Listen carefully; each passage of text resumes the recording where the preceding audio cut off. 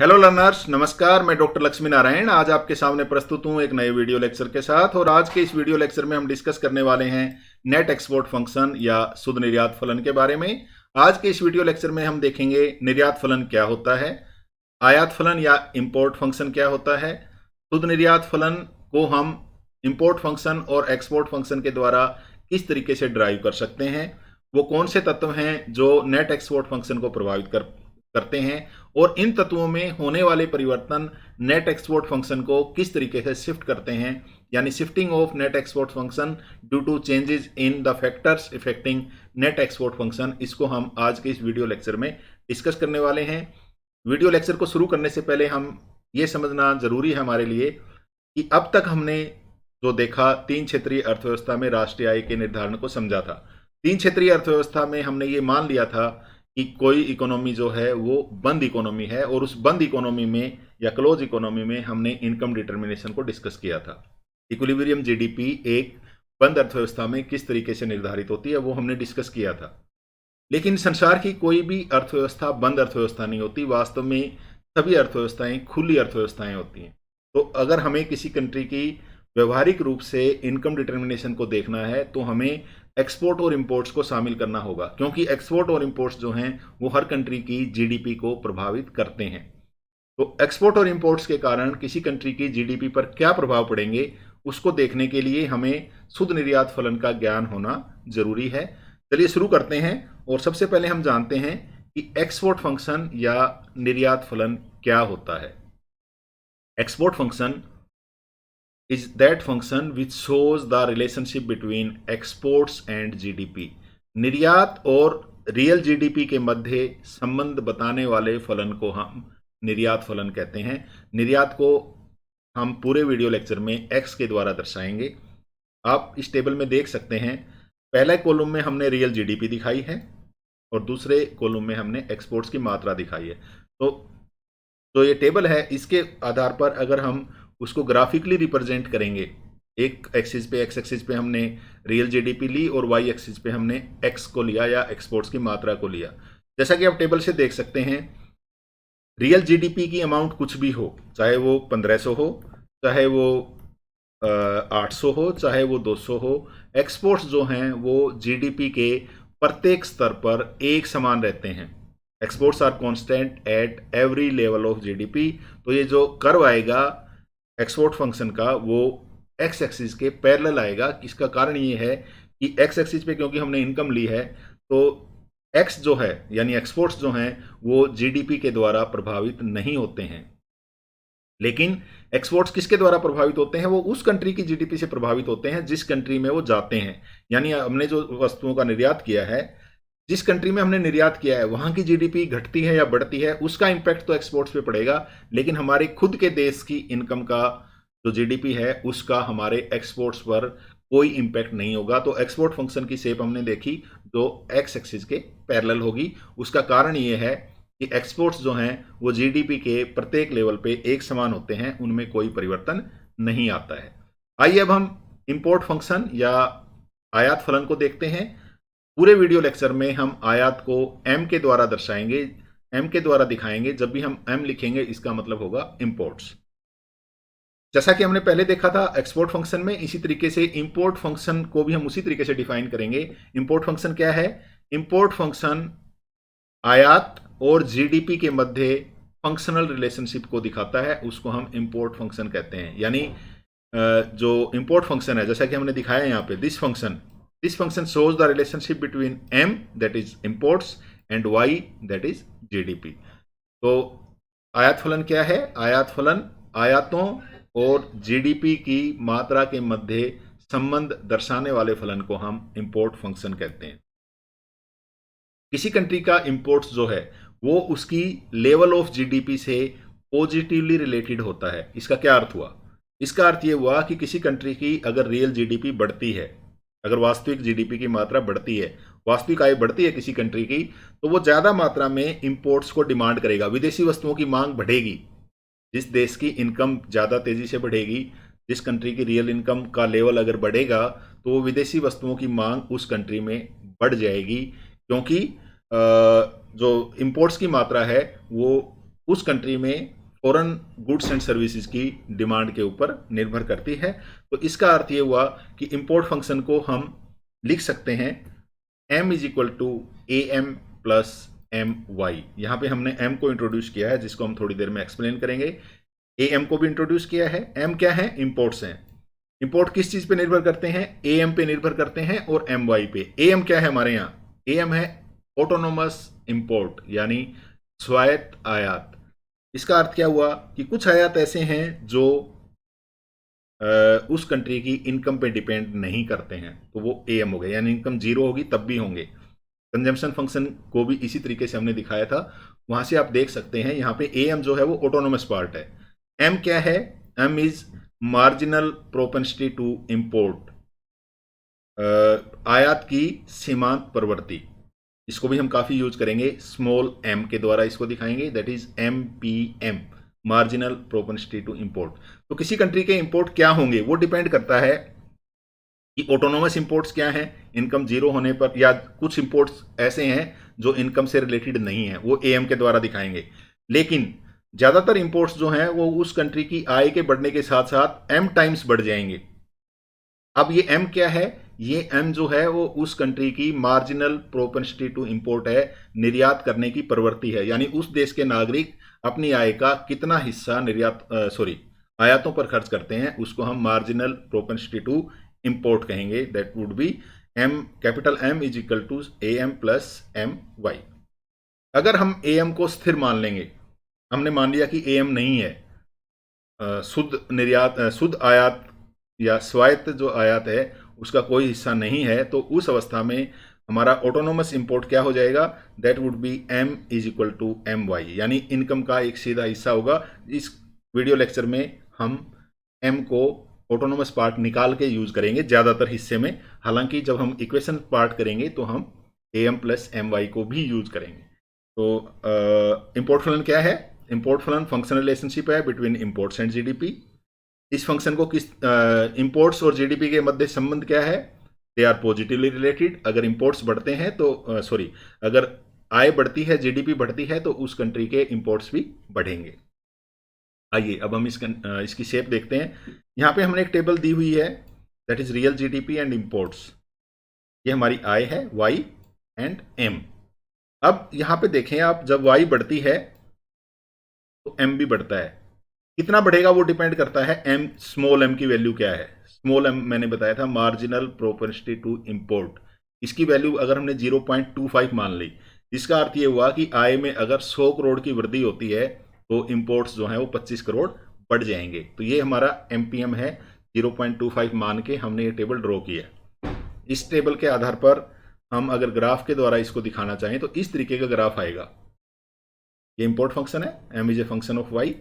यहाँ पे आप देख सकते हैं जब इनकम 1500 है तो उस कंडीशन में हमारे जो इंपोर्ट्स हैं वो 375 हैं। लेकिन अगर इनकम घट के 800 हो जाती है रियल जीडीपी, तो हमारे इंपोर्ट्स घट के 200 हो जाएंगे। इसका अर्थ क्या हुआ कि 700 करोड़ जीडीपी अगर कम होगी तो इंपोर्ट्स हमारे 175 करोड़ कम हो जाएंगे। दैट इज इसको आप कैसे, अगर इनकम आपकी 200 हो जाती है तो ये 50 हो जाएगा। इस टेबल को हम यहाँ दिखा सकते हैं।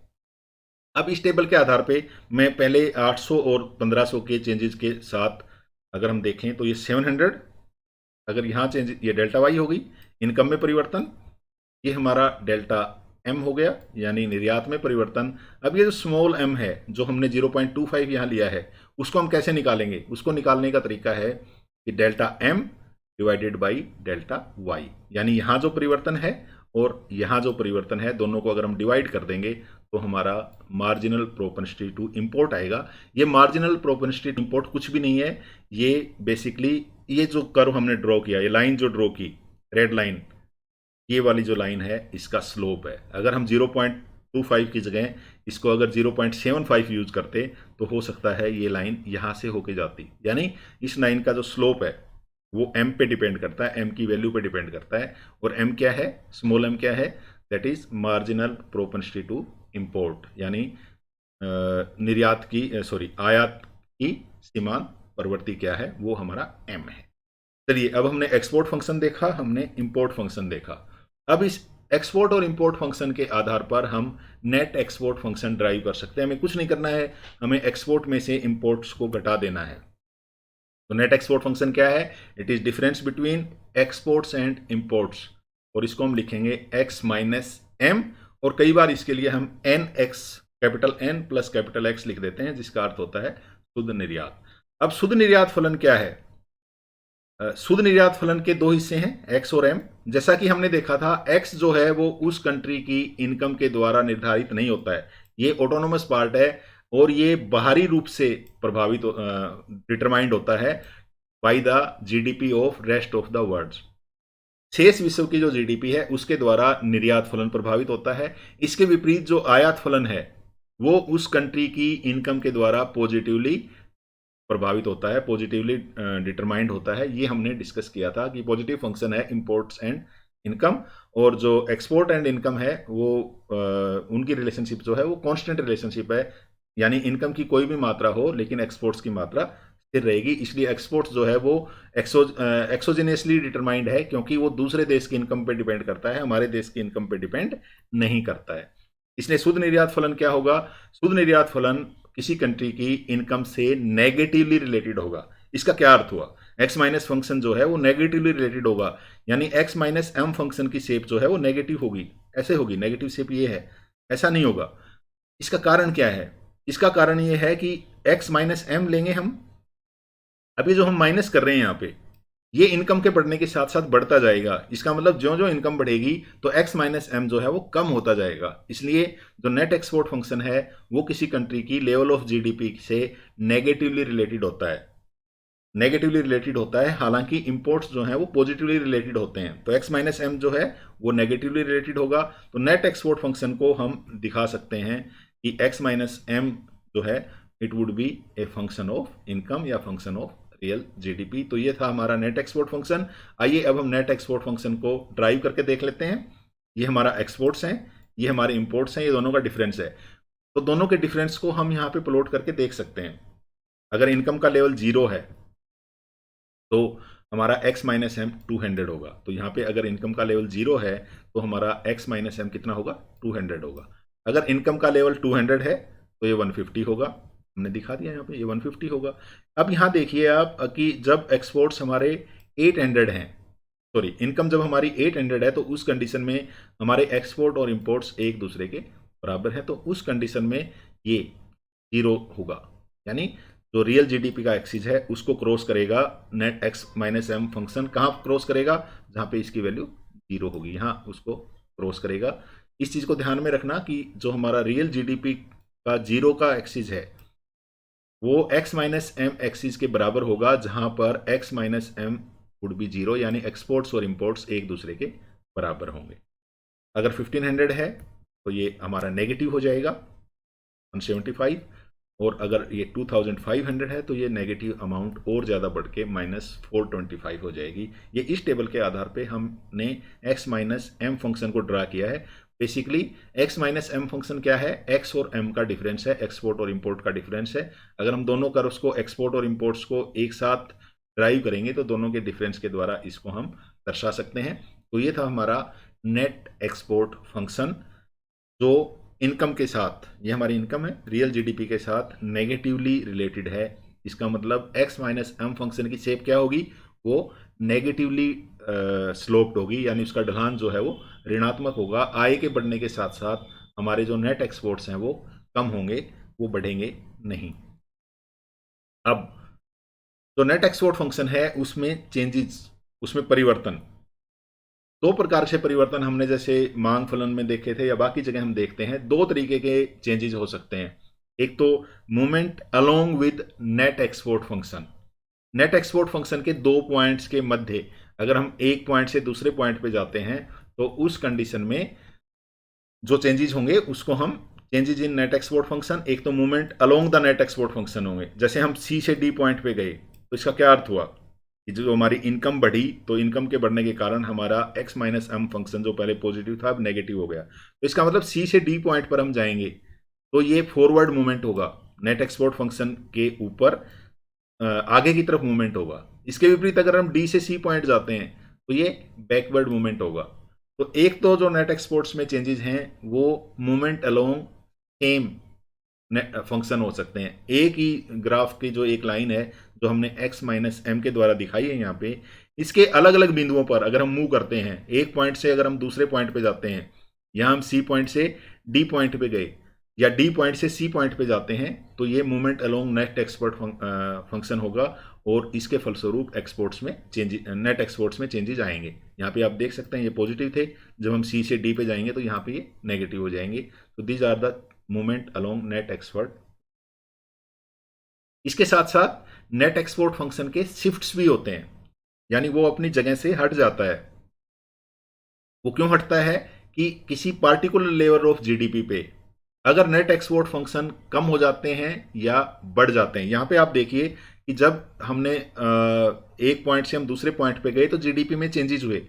अब हम ये कहते हैं कि अगर जीडीपी में चेंजेस ना हो और उसके बाद भी नेट एक्सपोर्ट्स जो हैं वो कम हो या बढ़ें, तो उस कंडीशन में नेट एक्सपोर्ट फंक्शन जो है वो शिफ्ट होगा लेफ्ट या राइट। वो डिपेंड करता है कि फैक्टर्स में क्या चेंजेस आए हैं। यानी शिफ्ट्स इन नेट एक्सपोर्ट फंक्शन को समझने के लिए हमें चेंजेस को देखना होगा, लेकिन किसी पार्टिकुलर लेवल ऑफ जीडीपी पर अगर नेट एक्सपोर्ट्स चेंज हो जाते हैं तो उस कंडीशन में जो एक्सपोर्ट फंक्शन है, नेट एक्सपोर्ट फंक्शन है, वो हमारा चेंज होगा, वो शिफ्ट होगा। ड्यू टू द शिफ्ट होगा क्योंकि जो चेंजेस आए हैं वो due to the factors other than changes in GDP आए हैं, यानी जीडीपी के अलावा दूसरे तत्वों में परिवर्तन होने के कारण नेट एक्सपोर्ट्स में अगर परिवर्तन हुए हैं तो उस कंडीशन में नेट एक्सपोर्ट फंक्शन जो है वो शिफ्ट हो जाएगा। अब ये शिफ्ट पैरेलल भी हो सकता है और ये शिफ्ट नॉन पैरेलल भी हो सकता है, दोनों को हम डिस्कस करेंगे। पैरेलल शिफ्ट का मतलब है कि जो हमारे स्मॉल एम की वैल्यू है, यानी marginal propensity to import M की जो वैल्यू है वो दोनों नेट एक्सपोर्ट फंक्शन में सेम है। अगर सेम होगी तो शिफ्टिंग जो है वो पैरेलल होगी, और अगर वो अलग अलग होगी तो हमारी शिफ्टिंग जो है वो नॉन पैरेलल होगी। आइए पहले पैरेलल शिफ्टिंग और नॉन पैरेलल शिफ्टिंग को देखते हैं। पहले हम पैरेलल शिफ्टिंग को देखते हैं। पैरेलल शिफ्ट जैसे हमने बताया था कब होगा, जब MPM marginal propensity to import constant रहेगी, स्थिर रहेगी। तो उस कंडीशन में ये जो हमारा x माइनस एम फंक्शन है ये शिफ्ट होगा, यानी जीडीपी का लेवल वही है। ये अगर जीडीपी का लेवल है, उसी जीडीपी के लेवल पे पहले हमारा x माइनस एम इतना था, अब हमारा x माइनस एम जो है वो बढ़ के इतना हो गया। तो उस कंडीशन में जो x माइनस एम फलन है वो राइट की तरफ यहां हमने दिखाया शिफ्ट हो गया। क्योंकि सेम लेवल ऑफ जीडीपी पे हमारा x माइनस एम बढ़ गया है, और अगर ये घटेगा तो ये शिफ्टिंग जो है ये नीचे की तरफ हो जाएगी। इसका मतलब x माइनस एम वन जो है एक पैरेलल लाइन है x माइनस एम के। इसका मतलब ये है कि जो चेंजेस हैं वो कांस्टेंट हैं, एक ही रेट से हुए हैं। इसका कारण क्या है कि हमारा जो एमपीएम है वो स्थिर रहती है। तो इस कंडीशन में जो हमारा नेट एक्सपोर्ट फंक्शन है वो पैरेलल शिफ्ट होगा। इसी तरीके से वो नीचे की तरफ भी शिफ्ट हो सकता है अगर जो हमारे एक्सपोर्ट्स हैं वो कम हों, घटें, तो उस कंडीशन में नीचे की तरफ भी शिफ्ट हो सकता है। ये थी पैरेलल शिफ्टिंग। इसके साथ साथ नॉन पैरेलल शिफ्टिंग भी हो सकती है जब एमपीएम चेंज हो जाए, मार्जिनल प्रोपेंसिटी टू इंपोर्ट अगर चेंज हो जाए। जैसे कि जो दो देशों की सापेक्षिक कीमतें हैं, यानी इंटरनेशनल प्राइसेस और डोमेस्टिक प्राइसेस का जो रिलेटिव रिलेशनशिप है, अगर वो चेंज हो जाए या दूसरे देशों की फॉरेन की जीडीपी में चेंजेस आ जाएं, तो उसके कारण नेट एक्सपोर्ट फंक्शन के जो शिफ्टिंग है वो नॉन पैरेलल होगी। ठीक है, increase in the prices in the domestic economy and decrease in foreign GDP, net export function shift backward. यहाँ हमने एक सिचुएशन दी है कि अगर डोमेस्टिक इकोनॉमी में प्राइसेस बढ़ जाते हैं, घरेलू बाजार में कीमतें बढ़ जाती हैं, और या विदेशों की जो जीडीपी है वो घट जाती है, तो उस कंडीशन में क्या होगा, हमारे एक्सपोर्ट्स जो हैं वो गिर जाएंगे। जब हमारे इकोनॉमी में प्राइसेस बढ़ जाएंगे तो उस कंडीशन में हम बाहर से इंपोर्ट ज़्यादा करेंगे, या अगर फॉरेन जीडीपी घटती है तो हमारे एक्सपोर्ट्स जो है वो गिर जाएंगे। तो उसके कारण x माइनस एम, हमारे देश की जीडीपी उतनी ही है, लेकिन प्राइसेस में चेंजेस के कारण और फॉरेन कंट्रीज की जीडीपी में चेंजेस के कारण हमारे नेट एक्सपोर्ट्स गिर जाएंगे। तो उस कंडीशन में वो बैकवर्ड शिफ्ट होगा। ठीक है, इसी तरीके से अगर हमारे डोमेस्टिक प्राइसेस घट जाएं या दूसरे देशों की जीडीपी बढ़ जाए तो उस कंडीशन में नेट एक्सपोर्ट फंक्शन जो है वो बाहर की तरफ शिफ्ट होगा, यानी राइट में शिफ्ट होगा। लेकिन शिफ्ट जो है वो नॉन पैरेलल होगा।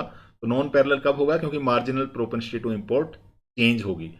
वैसे जो हमारी x माइनस एम लाइन है जिसकी हमने शेप दिखाई है, ये अगर m बढ़ जाएगा, m में चेंज होंगे ना, हमने कहा कि m में अगर चेंज होंगे तो उसके कारण x माइनस जो है वो स्टीपर, या तो स्टीपर होगी या फ्लैटर होगी। वो डिपेंड करता है कि m बढ़ता है या घटता है। अगर m बढ़ेगा तो हमारी x माइनस एम लाइन जो है वो स्टीपर हो जाएगी, और अगर m घटेगा तो हमारी x माइनस एम लाइन जो है वो फ्लैटर हो जाएगी। वो डिपेंड करता है चेंजेस हमारे क्या होंगे। ये आप और अच्छे तरीके से समझ पाएंगे जब हम बाद में थोड़ी देर में जब हम ग्राफ के द्वारा इसको देखेंगे। तो ये नॉन पैरेलल शिफ्ट है जब marginal propensity to import change होती है।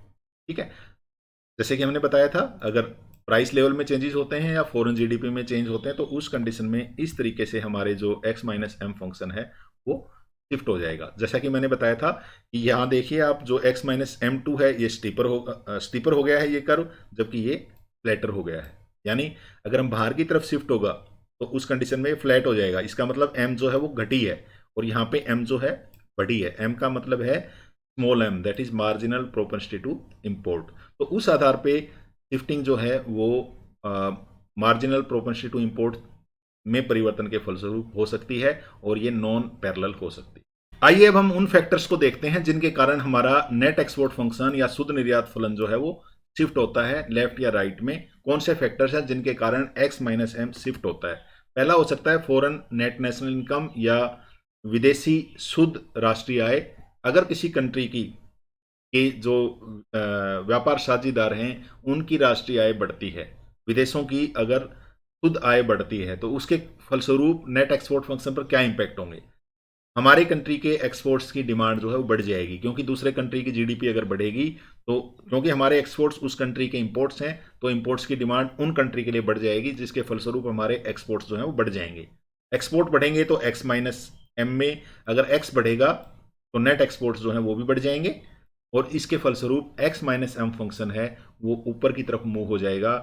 ये ध्यान रखना है कि हमारे देश की जीडीपी चेंज नहीं हुई है, वो वही की वही है, लेकिन उसके फलस्वरूप जीडीपी के उसी स्तर पर हमारा x माइनस एम है वो बाहर की तरफ मूव कर जाएगा due to increase in foreign GDP.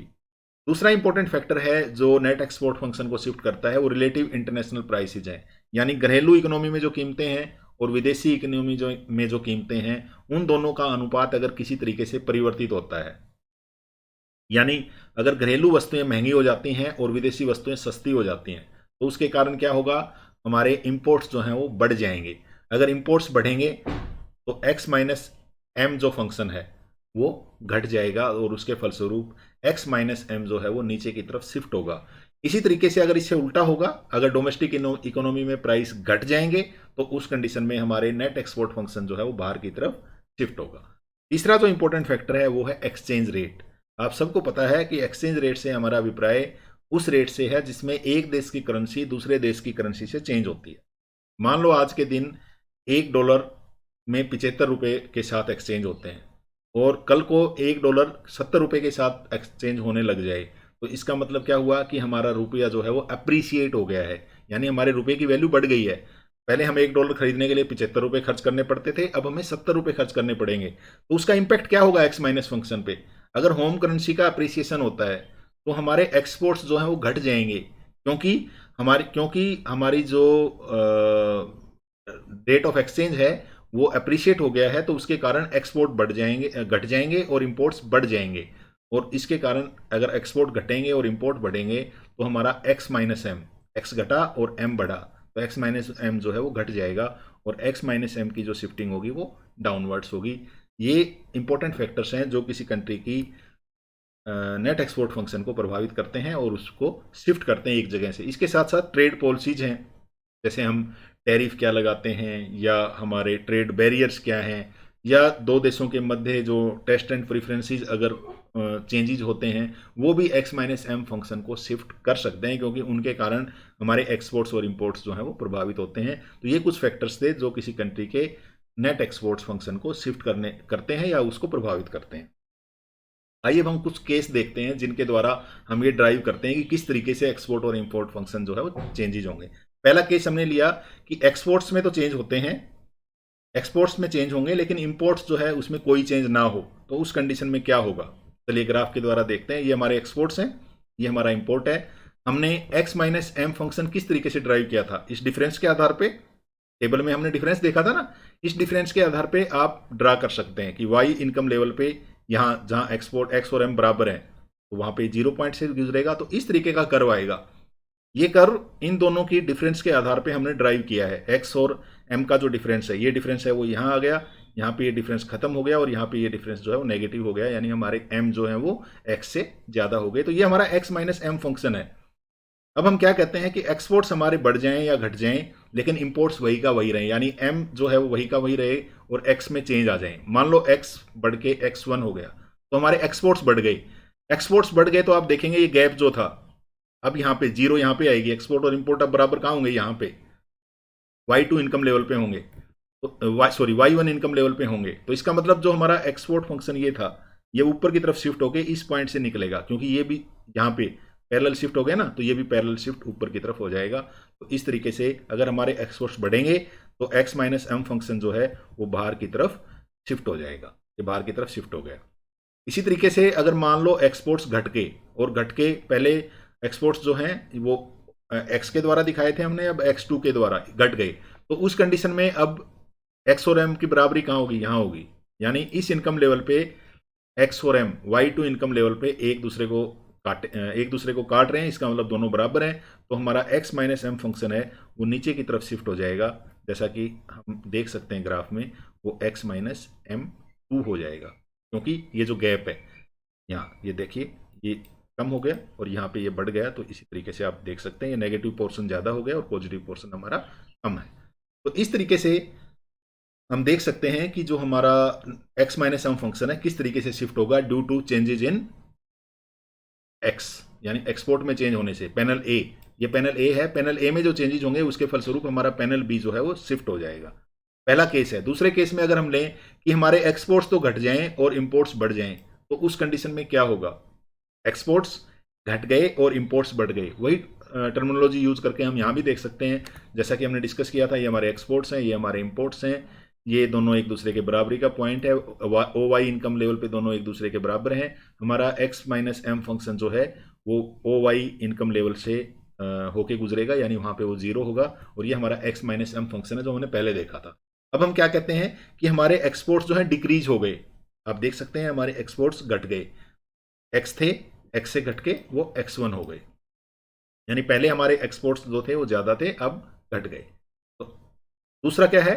Imports जो है वो बढ़ गए। अब इंपोर्ट्स बढ़ेंगे तो जो शिफ्टिंग होगी वो पैरेलल नहीं होगी, वो नॉन पैरेलल होगी।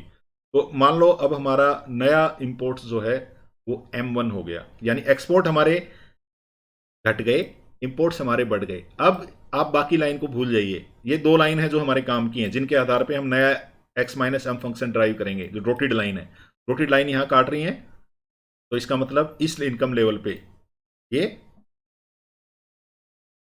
OY1 इनकम लेवल पे जीरो हो जाएंगे। तो इस तरीके से हमारी शिफ्टिंग होगी कर्व की। यहाँ पे जीरो है, ये डिफरेंस जो है पहले जो था उससे अब ज़्यादा हो गया, तो इस तरीके की शिफ्टिंग होगी। अगर हमारे एक्सपोर्ट्स घटेंगे और हमारे इंपोर्ट्स बढ़ेंगे, तो जो हमारा x माइनस एम फंक्शन है वो डाउनवर्ड शिफ्ट होगा और नॉन पैरेलल शिफ्ट होगा। ठीक है। तीसरा जो हमारा केस है वो है कि अगर हमारे एक्सपोर्ट्स बढ़ें और हमारे इंपोर्ट्स घटें।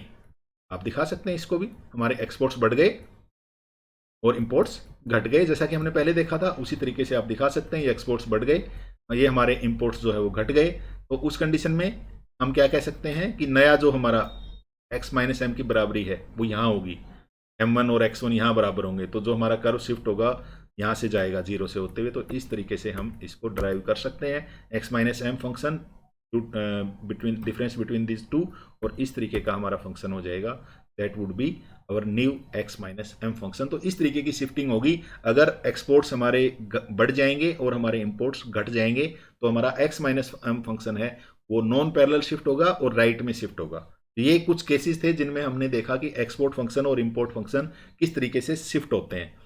आइए अब हम कुछ इंपॉर्टेंट क्वेश्चन देखते हैं जो इस चैप्टर के आधार पे हम देख सकते हैं। पहला, एक्सपोर्ट फंक्शन क्या है, दूसरा इंपोर्ट फंक्शन क्या है उसको एक्सप्लेन करो, नेट एक्सपोर्ट फंक्शन क्या है और नेट एक्सपोर्ट फंक्शन को इंपोर्ट फंक्शन और एक्सपोर्ट फंक्शन से किस तरीके से ड्राइव किया जा सकता है, वो कौन कौन से फैक्टर हैं जो नेट एक्सपोर्ट फंक्शन को शिफ्ट करते हैं, जो हमने अभी अभी डिस्कस किए। इसके साथ साथ डायग्राम में हमने एक 3 केसेस डिस्कस किए थे, तो किसी एक केस के ऊपर क्वेश्चन बन सकता है कि एक्सपोर्ट बढ़ जाएं और इंपोर्ट्स घट जाएं, तो जो हमारा x माइनस एम फंक्शन है वो किस तरीके से शिफ्ट होगा। या अगर हम कल जब हम इक्विलिब्रियम जीडीपी को देखेंगे तो ये भी पूछा जा सकता है, अगर किसी कंट्री के एक्सपोर्ट बढ़ जाएं और इंपोर्ट्स घट जाएं तो उस कंडीशन में उसकी जीडीपी पर क्या इंपैक्ट होगा, वो हम कल के वीडियो लेक्चर में देखने का प्रयास करेंगे। तो ये कुछ इंपॉर्टेंट क्वेश्चन थे जो आज के वीडियो लेक्चर पर बन सकते हैं।